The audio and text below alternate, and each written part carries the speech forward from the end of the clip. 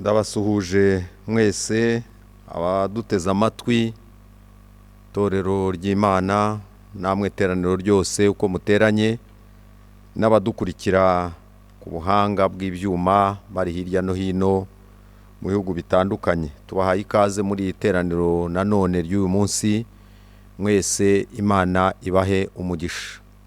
Duhaye ikaze abashumba b'itorero, duhaye ikaze abakozi b'Imana mwese, duhaye ikaze n'abakristo muri rusange. Imana ibagire neza. Jewe uhagaze imbere yanyu ndi Reverend Rwibasira, ndabifuriza ikaze kandi mbahaye ikaze ku ijambo ry'Imana. Reka dusenge Imana.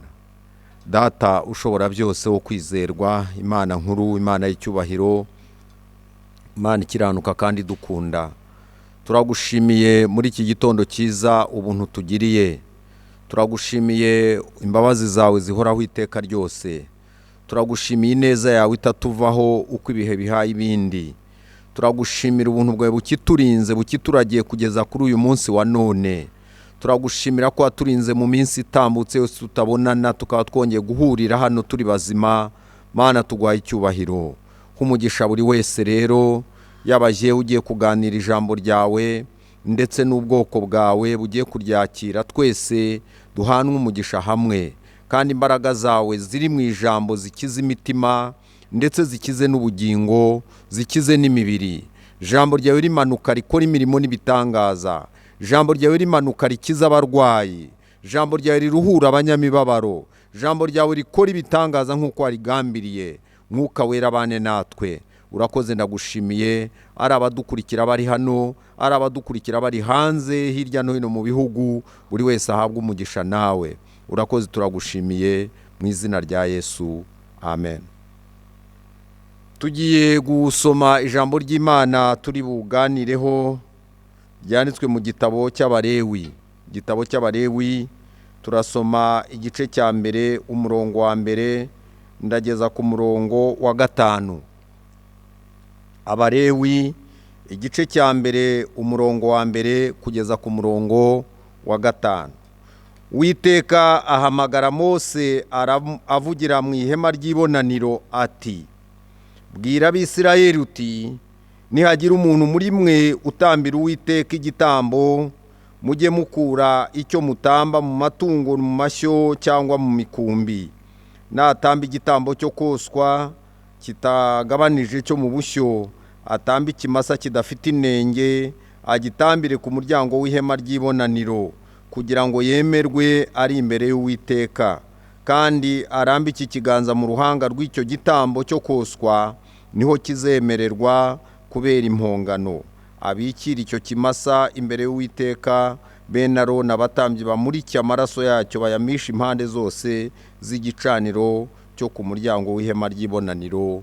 Amen. Uyu munsi tugiye kuganira cyane ku ijambo ryo guhamagarwa cyangwa se umuhamagaro mushya. Ni ry'Imana yashyize ku mutima wanjye, umuhamagaro mushya. Uraza gusanga dukeneye umuhamagaro mushya. Bakozi b'Imana munkurikiye, iri jambo riraza kuduhishurira uburyo dukeneye undi muhamagaro mushya. Iki gitabo cy'Abalewi gifite ibice bike bigira kuri 27. Ni igitabo kirimo amagambo cyane cyane arebana n'ibitambo, amagambo arebana no kwezwa k'ubwoko bw'Imana, amagambo arebana no gutamba ibitambo k'ubwoko bw'Imana. Izina ry'iki gitabo mu rurimi rw'Igiheburayo baryita Wayikara. Iryo jambo rikaba risobanurwa ngo ahamagara. Bacyita Wayikara, risobanurwa ngo ahamagara. Inde? Ahamagara nde? Uwiteka ahamagara Mose. Akaba ni naryo jambo ritwereka umuhamagaro wa kabiri wa Mose. turibuka ko mu gitabo cyo kuva Mose yahamagawe nanone nk'uko tubisoma mu gice cya gatatu. Reka tuhasome igice cya gatatu cy'igitabo cyo kuva, murongo wa mbere aba ariho dutangirira. Haranditse ngo, icyo gihe Mose yaragiraga umukumbi wa Yetiro sebukwe, umutambyi w'Imidiyani, aturukiriza umukumbi nyuma y'ubutayu, ajya ku musozi w'Imana witwa Horebu. Marayika w'Uwiteka amubonekera mu kirimi cy'umuriro kiva hagati mu gihuru cy'amahwa, arareba abona icyo gihuru cyakamo umuriro nticyakongoka. Mose aribwira ati, reka ntambike ndebe iri shyano riguye, menye igituma igihuru kidakongoka. Uwiteka abonye uko atambikishwa no kubireba, Imana imuhamagara iri hagati muri icyo gihuru iti, Mose, Mose. Aritaba ati, karame. Nimureba ibi bitabo byombi rero, murabona umuhamagaro wa mbere wa Mose, none igitabo cy'Abalewi nacyo mugisangemo umuhamagaro wa kabiri. Ndifuza ko tuganira ijambo kongera guhamagarwa cyangwa guhabwa undi muhamagaro mushya. Muri iki gitabo kiratubwira ngo Mose atambitse ngo arebe, Uwiteka aramuhamagara, amubwira amagambo abiri ari muri iki gitabo. Aramubwira ngo wikwegera hano muri iki gitabo cyo kuva. Uwiteka ahamagaye ati, Mose, Mose. Yamurebaga ngo atambuka asatira ngo arebe ibintu bibaye. Abonye umuriro waka mu giti kibisi, igihuru kibisi, ariko abona umuriro utagikongora, utagitwika. Aravuga ati, reka ndebe, reka ntambike ndebe iri shyano riguye. Kenshi abantu badakijijwe iyo basanze ibintu by'Imana babyita ishyano, babyita ishyano. Mose yari akiri umupagani, yari akiri kure y'Imana. Aravuga ati, uyu muriro sindawubona kuva nabaho, ibi bintu ntabwo ndabibona kuvaho nabereye, reka ntambike ndebe iri shyano riguye. Akenshi abantu baza mu rusengero bati, tujye kureba bya bintu, tujye kureba ya mikino, bamwe babyita imikino. Mose aratambika ajya kureba. Uwiteka aramubwira ati, Mose, wikwegera hano. Iri ni ijambo rya mbere. Iri jambo rigamije gukumira. Imana ishimwe cyane. Iri jambo Uwiteka yabwiye Mose ngo wikwegera hano, rigamije gukumira umunyabyaha warimo yatanya, agira ngo asatire aheraho Imana kandi adafite ubwoba, adafite n'isoni. Iri jambo ngo wikwegera hano, Mose we yarabizi, yagira ngo ni bya bindi bye, yagira ngo arajya aho asanzwe ajya, yagira ngo arebe ibyo asanzwe areba, ariko byari bihindutse. Hari icyari gihindutse, hari ubundi bwiza bwari buhari buje aho hantu. Uwiteka rero aramubwira ati, wikwegera hano, wiza ntuze hano, ntabwo byemewe kuhagera. Iri jambo rivuga ngo wikwegera hano rirakumira umunyabyaha kugira ngo yirinde kwegera ubwira bw'Imana kandi atari yihana. Kandi Mose murabizi yari yarakoze icyaha cyo kwica umuntu, yari afite aferi yo kwica umuntu. Yari yaragikoze ngo yibwira ngo arimo ararengera bene wabo, ngo ryari ishyaka, ngo yari afite ishyaka ryo kurengera bene wabo, ariko ishyaka ribuza ubwenge. Abantu benshi muri iki gihe bafite ishyaka ribuza ubwenge. Umuntu akibwira ngo arimo ararengera ibintu kandi ari kubyica. Umuntu akibwira ngo arimo aragira ishyaka bene wabo kandi ari kubaroha mu rwobo. Mose yari afite iryo shyaka ribi rero, akora icyaha cyo kwica, ariko ngo abone igihuru cyaka, ntiyamenya ko yageze ku musozi w'Imana, ntiyamenya ko yageze ku musozi Horebu. Ahageze ngo aravuga ngo reka nsatire, reka ndebe ishyano riguye. Uwiteka aramubwira ati, Mose, wikwegera hano. Mose ntabwo yagombaga kwegera aho hantu.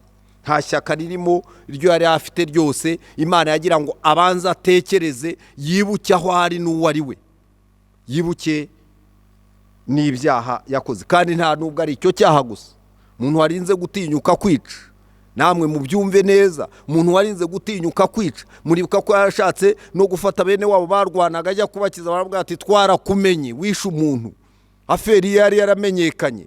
Icyo cyaha rero cyo kwica umuntu ndetse n'ibindi byaha nubwo bibirita birondora, ntabwo Mose yajyaga kubitambukana ngo abyegerane aheraho Imana.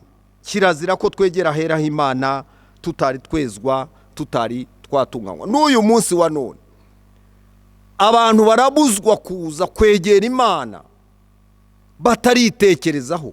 Yego dufite ubuntu bwa Kristo n'amaraso yamenwe, ariko ntabwo dukwiye kuza gihogerane ngo tuzi uko tumeze, tuzi uko turi, tuze n'ibyo twakoze tutabitekerejeho ngo tuje kwegera Imana. Birakwiye ko tubanza kwiyeza no kwitunganya kugira ngo twegere Imana. Icya kabiri kwari ugukwetura inkweto. Mose yagombaga gukwetura inkweto. Imana yamuga ngo kwetura inkweto zawe. Iri jambo naryo ryari ukumukebura ngo abanze yibuke. Ndabibutsa ko inkweto bambaraga zabaga ari inkweto zihambire zifite imishumi myinshi kandi minini miremire. Nabyo byagomba kumufata umwanya kugira ngo abanza zihambura zikweture. Kwari ukugira ngo Mose yibuke icyaha yakoze, yibuke n'ibyaha yakoze, hanyuma abireke, abyihane. N'uyu munsi dufite abantu babanza gukwetura inkweto.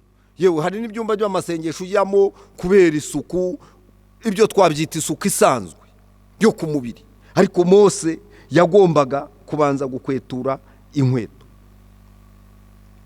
Yagombaga kubanza kwiyambura icyaha yakoze, yagombaga kukibuka, akibuka ibintu yakoze kugira ngo Imana ibone imuhamagare kandi imutume. Mose rero yari yambaye inkweto kandi yari yambaye imyambaro yo gukiranirwa iriho ibizinga bikomeye by'ibyaha. Imusaba ko ahagarara aho ari, akabanza akabitekereza, akabanza akabyihana. Mureke buri muntu wese yongera ahagarare yitekerezeho, yongera ahagarare yibuke icyo ari cyo, ibihe amaze, iminsi amaze, yagenze ate, byagenze bite, ese ntaho nakiraniwe. Tubanze duhagarare mbere yuko twatanya tuza mu nzu y'Imana, mbere yuko twatanya tuyaheraho Imana. Tubanze dutekereze uko tumeze, dutekereze nuko twagenze mu minsi yashize. Ijwi ryabwiye Mose ayo magambo ni naryo n'uyu munsi rikivuga. Mose yumviye Imana amaze akwetura inkweto, yaremeye. Imana ishimwe. Mose yaremeye, ariyoroshya, ariyibuka, yicisha bugufi. Amaze kwicisha bugufi arunama, afata imishumi y'inkweto ze arahambura, azisigaho, azishyira hasi, azikuramo. Tugira umutima wo kwemera. Nitubwirwa n'Imana tukumva hari Imana idutungira urutoki, tukumva Imana hari ikiturega, mureke twemere duce bugufi, twiyoroshye, dukwetura inkweto, twihane ibyaha byacu, twihane n'ibicumuro byacu, tubone kwegera aho Imana iri. Kandi Imana yiteguye kuduha undi muhamagaro mushya. Imana irashaka kuduha umuhamagaro mushya, ariko mbere yuko iduha umuhamagaro mushya irashaka ko tubanza kwiyeza. Turiho dufite inzozi kandi zishobora kuba ukuri, ko dushobora kongera gukomorerwa kwinjira mu murimo w'Imana, no mu nzu y'Imana tugatangira gukora umurimo w'Imana. Ariko se turawinjiramo dufite iki? Turawinjiramo tumeze dute? Ese iki gihe tumaze iminsi tudahura, tudaterana, umeze uti? Wifashe ute? Aho nta bintu waba warambaye, aho nta nkweto waba warambaye, aho nta imyambaro yawe ari ibizinga, ni igihe cyo gutekereza mbere yuko Imana yongera kuduha umuhamagaro mushya wo gukora umurimo wayo. Imana yongera guhamagara Mose rero aho twamaze gusoma. Iramuhamagara aritaba. Abalewi igice cya mbere, twongeye dusubireyo tuhasome, dusome umurongo wa mbere wonyine. Abalewi igice cya mbere umurongo wa mbere. Uwiteka ahamagara Mose amubwira avugira mu ihema ry'ibonaniro. Ahangaha Imana ihamagara Mose itakiri mu gihuru cyaka, ahubwo imuhamagara yaramaze kugera mu ihema, kandi yicaye mu ihema Mose yubatse. Wa muntu wagwitaga ibintu ishyano, wa muntu warebaga igihuru yambaye inkweto zanduye, wa muntu warebaga igihuru afite umutima wanduye, noneho Imana iramuhamagara, yaramaze kuyimenya, yaramaze no kuyubakira inzu. Imana ishimwe cyane. Imana rero ntiyamuhamagaye kiri ku gasozi, ahubwo aha yamuhamagaye iri mu nzu. Numara gukura Imana inyuma, numara gukura Imana hanze, ukayubakira ubugingo bwawe, Imana igaturamo, niho ijwi rizaturuka. Haleluya. Noneho riguhamagarire kwinjira mu murimo wayo. Muhamagaro wa mbere wa Mose yari inyuma, nawe yari wa wundi utazi ibyo ari byo, uragiye gusa upfa kugenda hogera nk'izo aragiye, ari aho ngaho. Ageze ku gihuru abonye cyaka ntiyamenye ibyo ari byo, aravuga ati reka ndebe iri shyano. Wa wundi wabyitaga ishyano, noneho Imana niwe ihamagaye, kandi muhamagara noneho iri mu ihema yayubakiye ubwe. Imana ishimwe cyane. Iri ni ijambo rikomeye cyane. Iramuhamagara, n'amagambo yamubwiye muraza gusanga atandukanye. Ubwa mbere yamubwiye ngo kwetura inkweto, ariko none iramubwira ngo Mose aritaba. Amaze kwitaba iramubwira iti bwira, ujye ubwira Abisirayeli. Imana imuha undi muhamagaro mushya. Ahubwo Imana yamuhamagaye yicaye mu ihema ryayo yamaze kuyubakira. Mose yumviye ijwi ry'Imana agakwetura inkweto. Mose yari yarakuze ageze ku gakiza no ku rwego rwo kubakira Imana. Nimwongere mu mwibuke wa muntu wahunze ibyaha, wahunze yakoze icyaha, wa muntu watambitse ajya kureba igihuru cyaka umuriro kidashya, wa muntu utazi ibyo ari byo, none hari ku rwego rwiza rwo kubakira Imana inzu. Aho niho yaherewe umuhamagaro. Birakwiye ko tuza tukagenda dutera intambwe, kuzageza igihe dukurira Imana inyuma, Imana ikaza imbere. Aha nanone Imana irahamagara Mose utacyambaye za nkweto mbi, ahubwo ni Mose wari waramaze kwambara imyenda yera. Haleluya. Ntabwo ari wa Mose wambaye inkweto ziriho amaraso y'abantu, ntabwo ari wa Mose wambaye inkweto ziriho ibyaha, ntabwo ari wa Mose ureba igihuru cyaka yari Imana irimo akabyita ishyano. Ahubwo ni Mose wambitswe, Imana ishimwe, wakuweho ibyaha bye, wakuweho ibicumuro bye, wakuweho gukiranirwa kwe. Mose wahindutse umukozi w'Imana, wahawe n'inkoni y'Imana. Imana ishimwe cyane. Imana imuha umuhamagaro wundi wa kabiri. Nanone kandi Imana irahamagara Mose utakibaza uko Imana yitwa, ahubwo ni Mose wari warayimenye n'amazina yayo yose. Muribuka ko kuri Horebu imuhamagaye iti Mose, ikamubwira n'amagambo yarabwiye ati ariko urinde, sinzi uri we koko, kandi ntabwo yarayizi. Nubwo basekuruza bari bayizi, Aburahamu, ariko Mose ntabwo yarayizi. Harayibaza uti rinde, Imana imubwira amazina yayo irayamubwira, ariko ahangaha ku muhamagaro wa kabiri ntabwo Mose akibaza ngo urinde. Ntabwo ari wa Mose uvuga ngo urinde, ahubwo yari yaramenye ndiho, yari yaramenye nduhoraho, yari yaramenye ko yitwa ndiwe. Imana ishimwe cyane. Mose yari yarayimenye. Uyu muhamagaro rero uhabwa umuntu winjiye, uhabwa umuntu wamenye, uhabwa umuntu wamaze kwinjira imbere, kandi akinjiza n'Imana imbere. Ntabwo uyu nguyu wahawe uyu muhamagaro ari wa Mose wari ukibona umuriro akabyita ishyano, ahubwo ni Mose wari umaze guturana neza n'umuriro. Turibuka ko yazamutse kuri Sinayi agahurira n'Imana y'ibibatsi by'umuriro. Turibuka ko amategeko bayandikishije intoki zandika ibibatsi by'umuriro. Mose yari amaze kumenyerana. haleluya, yari amaze kumenyerana n'umuriro w'Imana. Ntabwo yari akibyita ishyano nka ba bandi baza basanga dusenga mu ndimi, basanga tuvuga mu ndimi, basanga umuntu ari mu bundi buryo akitegereza akabona ari ishyano, akabona atabizi, agasanga atabizi, kavuga ati ibyo nabonye hariya mu barokore byaranyobeye.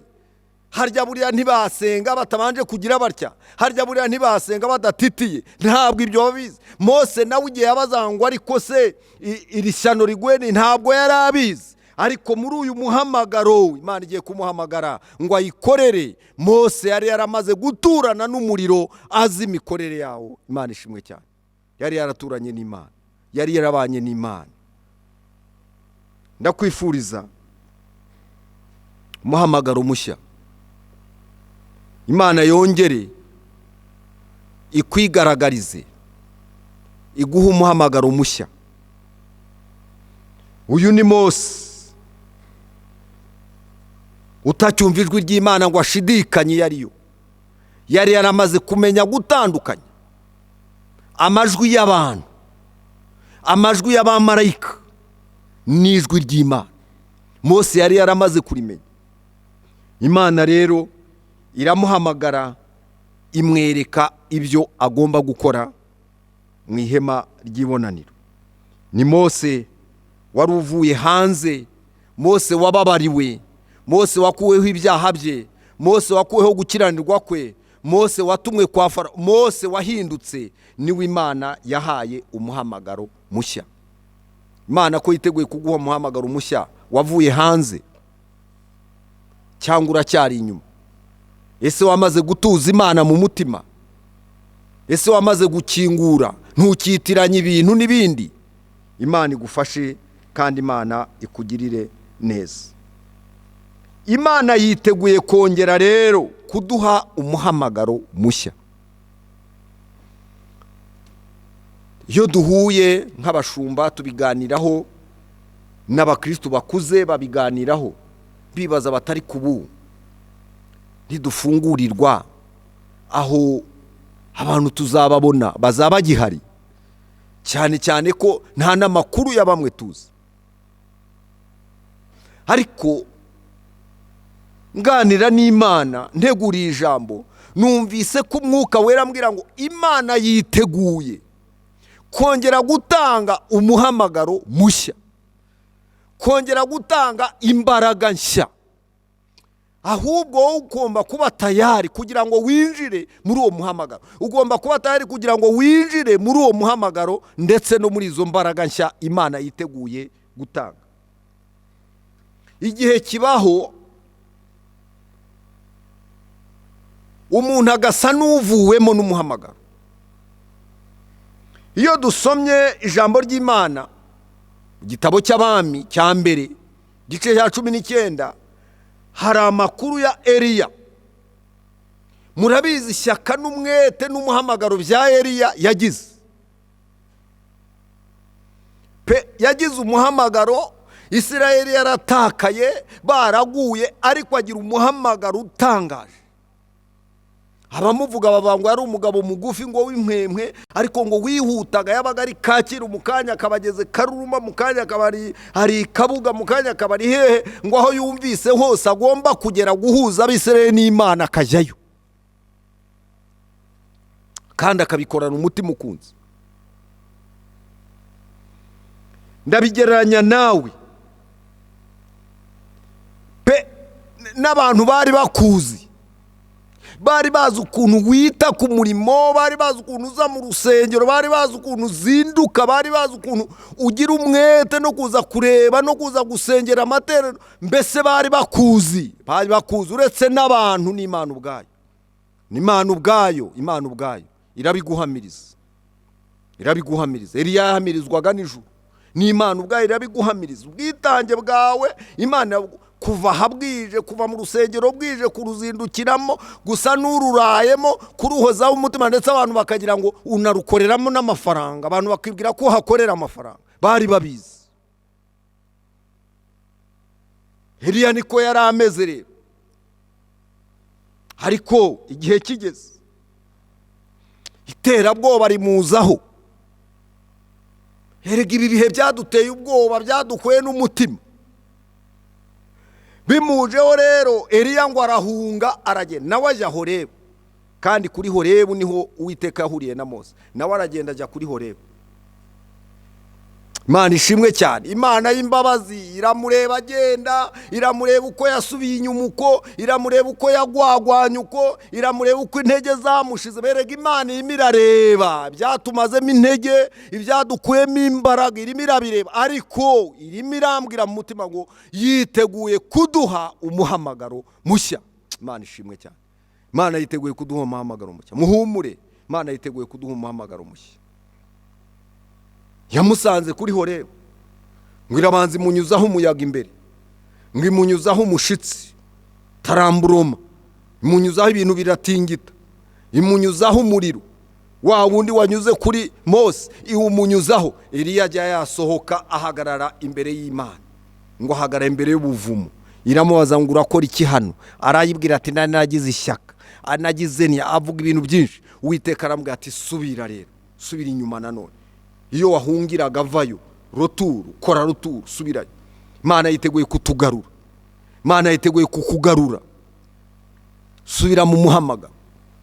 Iramubwira iti genda wimike Hazayeli, genda wimike Elisa, genda wimike abanaba, genda ukora ibi n'ibi. Imana yongera kumwangaja mu kazi. Imana yiteguye kongera kuguha umuhamagaro wo gusubira mu kazi k'Imana. Kandi ingororano zirahari, humura, ingororano zirahari n'imirimo yose Imana izayigukorera. Ariko Imana irashaka ko wongera kugira undi muhamagaro mushya. Eliya asubira mu muhamagaro mushya. Ntabwo mbizi ukuntu yasubiye iriya za Karumera ameze, ntabwo mbizi. Kandi murabizi ko yagiye ahunga Yezebeli, yagiye ahunga feri ikomeye, ariko aragaruka. Yewe Bibiliya ntinatubwira niba yarongeye guhura na Yezebeli, ntabwo tubizi, ariko ntibanahuye, ntabwo bongeye. Yagiye mu mirimo ye arayikora. Ibyamuteraga ubwo, byamutinyishaga. Erega ibyo bigutinyisha by'ubuzima, by'imibereho, erega ibyo ngo covid yazanye ibi, ngo sinzi uko bizagenda, n'ejo bundi bahoze bavuga ngo hazaba inzara izamara abantu. Ibyo ntabwo bitureba. Iyadukijije bya bindi, urupfu rwa mbere, yadukije ya makuba, iracyatureba. Iyatugaburiye iracyatugaburira, iyadutunze iracyadutunga. Ibyo ntibitureba. Cyangombwa ni ugusubira mu muhamagaro. Subira mu muhamagaro. Ndakwifuriza gusubira mu muhamagaro. Imana ikugarure mu muhamagaro wawe. Imana igukoreshe mu mpano zawe, za zindi wibuka, za zindi wiyiziho n'abantu bakuziho. Imana yongere izigarure, yongere izigukoreshe mu nibyo Imana yiteguye gukora. Imana ibaha umugisha. Iyo dusomye mu gitabo cya Yesaya igice cya 6 kuva ku murongo wa mbere, hari amagambo avuga ngo mu mwaka Uziya yatanzemo cyangwa yapfuyemo, Yesaya yabonye Imana. Ngira ngo aho ni mu gice cya 6, ariko nimugaruka mu gice cya mbere, Imana yari yaramuhamagaye kera. Yesaya yari yarabonye umuhamagaro kera, ariko umuhamagaro wa Yesaya uragwa. Niko Bibiliya itubwira. Mwaza kwibaza muti kongera kuvuga ngo yabonye Imana, ese iyo yari yarabonye mbere ntabwo yari yarayibonye? Yari yarayibonye, yari yaramuhamagaye. Mu gice cya mbere cy'icyo gitabo muzasanga uko Uwiteka yahamagaye Yesaya mwene Mose, ikamuhamagara, ikamuzana mu rusengero, ikamuzana mu murimo wayo. Ariko igihe cyarageze Yesaya ntiyongera kuba ari mu rusengero, haragenda. Aho yagiye ntituhazi, gusa hari amakuru amwe avuga ko Yesaya yari afite bene wabo bakomeye, aragenda yigiramo, yiyumvira ibindi, yivugira ibindi, Yesaya yibera mu bindi. Ibyo bintu nibyo byamunyunyuje bimuvanamo umuhamagaro. Birashoboka ndimo nigisha, ushobora kuba unkurikiye nawe wakwisuzuma ugasanga hari ibintu byinshi byakunyunyuye bikakuvanamo umuhamagaro.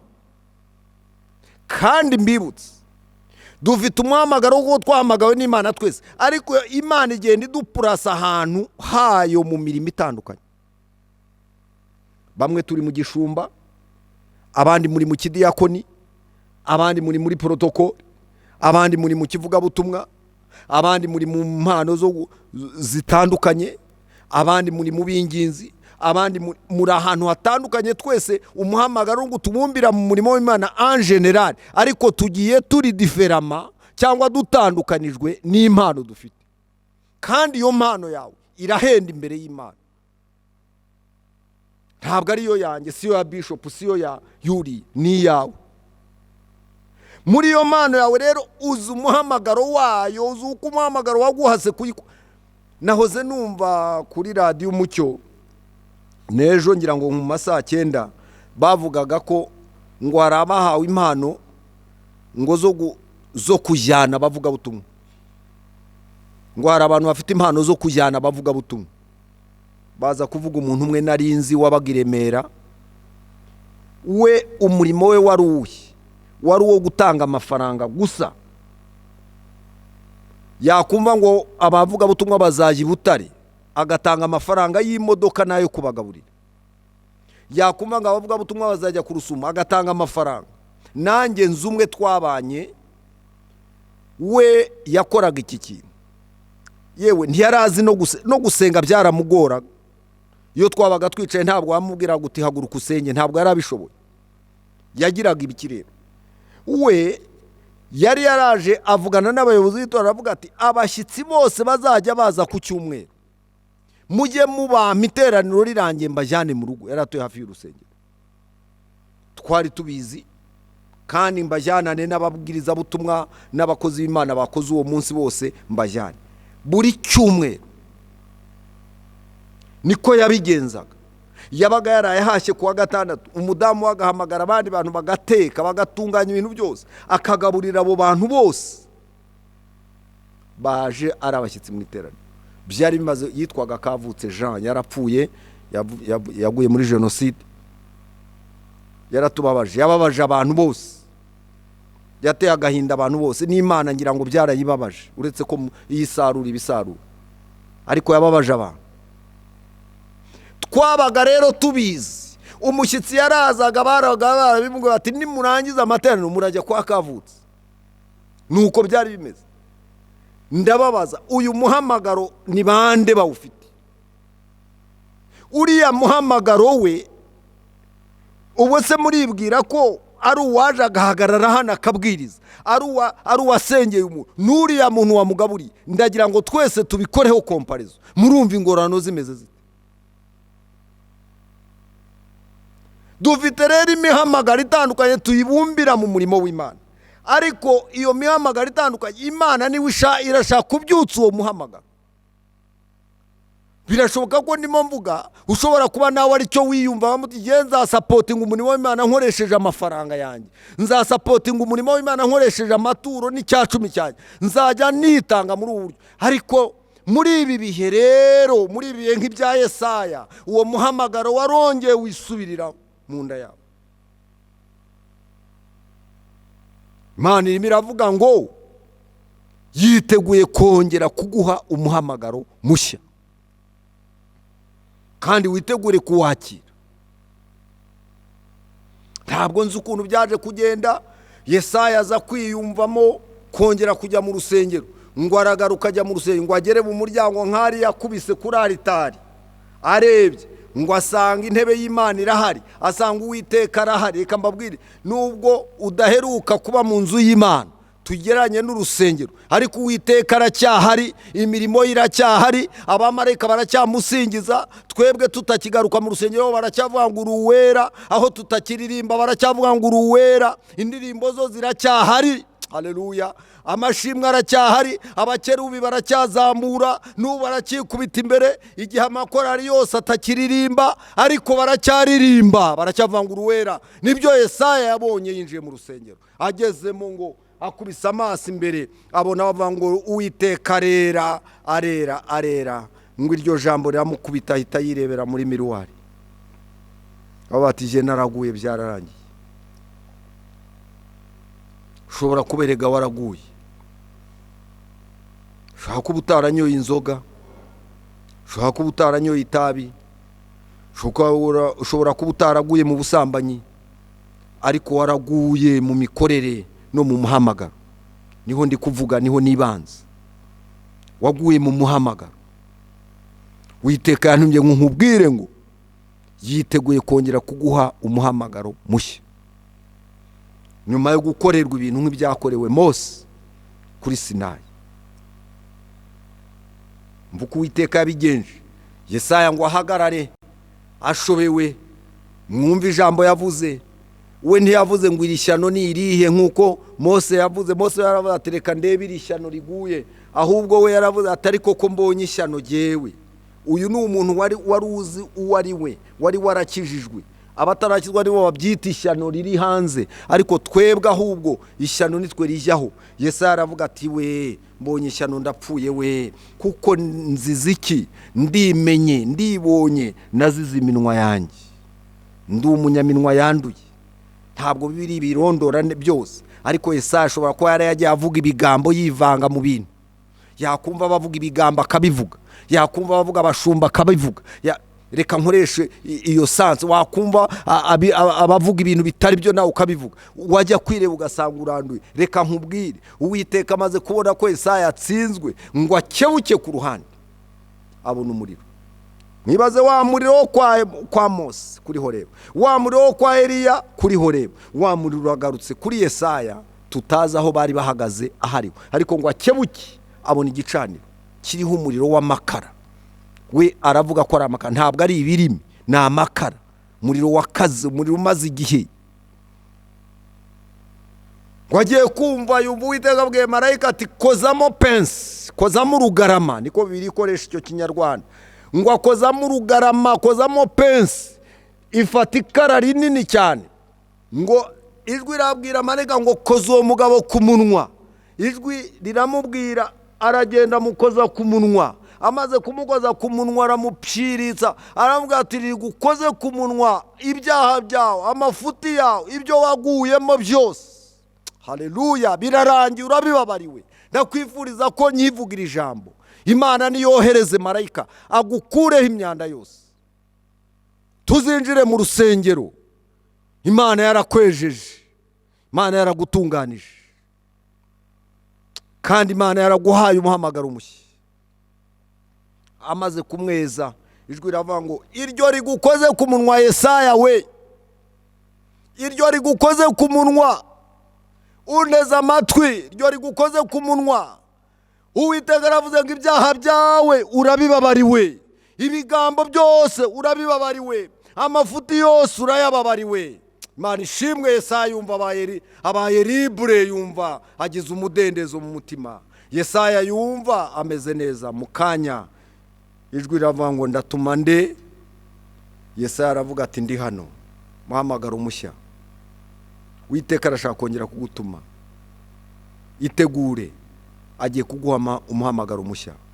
Ndashaka kugusengera Imana. Ndashoje, ndagira ngo ngusengere.